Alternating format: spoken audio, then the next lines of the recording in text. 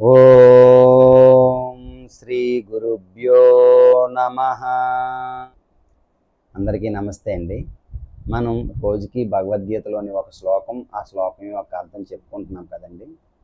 ఈరోజు భగవద్గీతలోని ద్వితీయ అధ్యాయంలోని 10వ శ్లోకం, ఆ శ్లోకం యొక్క అర్థం తెలుసుకుందాం. సరేనండి.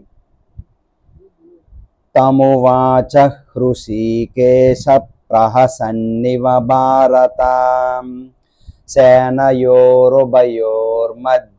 విసీదంతమిదం వచః.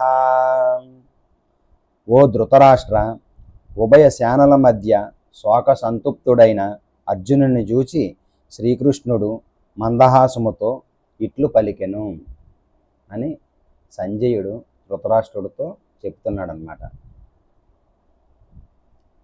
రేపు మరొక శ్లోకంతో మళ్ళీ కలుసుకుందాం.